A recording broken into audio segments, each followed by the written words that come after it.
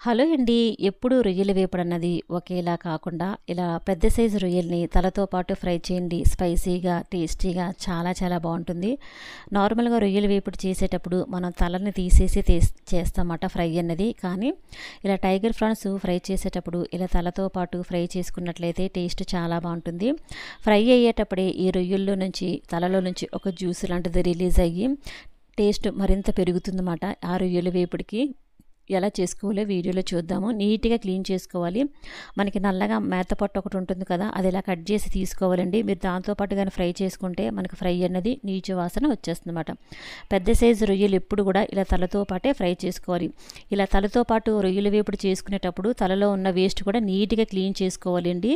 ఇవి కేజీ మాట, పెద్ద సైజు రొయ్యలు కేజీ మాట టైగర్ ప్రాన్స్. ఇప్పుడు ఎలాగ మనం ఫ్రై చేసుకోవాలి వీడియోలో చూద్దాం. 1/2 టేబుల్ స్పూన్ పసుపు, మీ రుచికి సరిపడంత కారం కూడా వేసుకోవాలి. తర్వాత ఒక 2 టేబుల్ స్పూన్ల ధనియాల పొడి కూడా వేసుకోవాలి. ఒక 1/2 టేబుల్ స్పూన్ మిరియాల పొడి వేసుకొని, ఒక 1/4 టేబుల్ స్పూన్ జీలకర్ర పొడి కూడా వేసుకొని, 1 table spoon garam masala powder కూడా వేసుకొని, మీ రుచికి సరిపడంత సాల్ట్ కూడా వేసుకొని, అలానే నిమ్మరసం 1 టేబుల్ స్పూన్ వేసుకుని, మీరు 1 టేబుల్ స్పూన్ ఆయిల్ కూడా వేసుకోవాలి. ఇలా ఆయిల్ వేసుకోవడం వల్ల మనం వేసుకున్నటువంటి మసాలా పొడులన్నీ కూడా రొయ్యలకి చక్కగా పడుతుంది. మీరు ఇలా గరిటెతో కానీ కలిపినట్లయితే మనం వేసుకున్నటువంటి మసాలా పొడులు ఏవి కూడా రొయ్యలకి సరిగ్గా పట్టవు.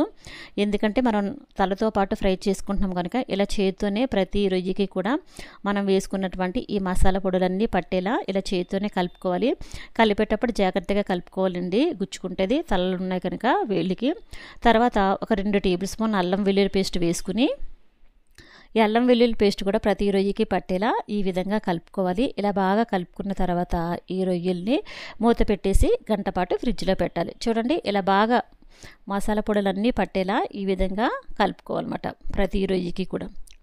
మీరు మూత పెట్టేసి ఒక గంట పాటు ఫ్రిడ్జ్లో పెట్టేసి గంట తర్వాత మీరు ఫ్రై చేసుకోండి. చాలా చాలా బాగుంటుందండి. ఇవి ఎప్పుడైతే గంట తర్వాత మీకు ప్లేట్ మూత తీసి చూపిస్తున్నాను చూడండి. ఇప్పుడు మనం ఫ్రై ఎలా తయారు చేసుకోవాలో చూద్దాం.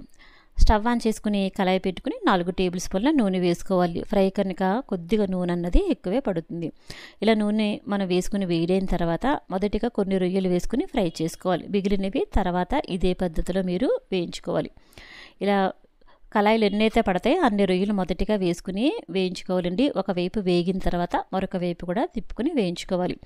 మనం ఈ పెద్ద సైజు రొయ్యలు మనం ఇలా వేయించుకునేటప్పుడే మంచి అరోమా వస్తుందండి. ఈ రొయ్యలు వేగేటప్పుడు ఆ రొయ్యల తలల నుంచి ఒక జ్యూసెస్ లాంటిది రిలీజ్ అవుతుందన్నమాట.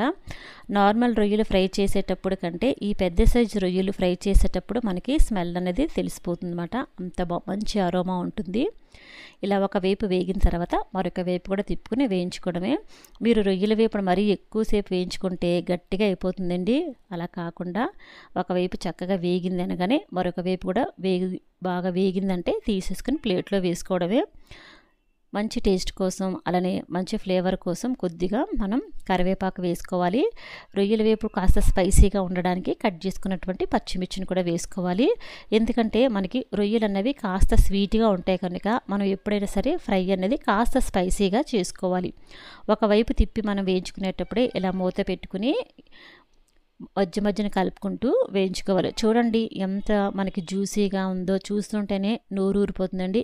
చాలా సింపుల్గా చేసుకున్న ఈ రొయ్యల వేపుడు చాలా చాలా టేస్టీగా ఉంటుందన్నమాట. ఎప్పుడు టైగర్ ప్రాన్స్ మీరు ఫ్రై చేయాలనుకుంటే ఒక్కసారి ఇలా చేయండి, చాలా బాగుంటుంది. టేస్ట్ అయితే మాత్రం నీట్గా క్లీన్ చేసుకుని మనం ఇలా ఫ్రై చేసుకుంటే మనకి నార్మల్ రొయ్యల వేపుడు కంటే ఈ రొయ్యల వేపుడు అన్నది చాలా బాగుంటుందండి. ఈ వీడియో కనుక మీకు నచ్చినట్లయితే మన ఛానల్ని లైక్ చేసి సబ్స్క్రైబ్ చేయండి.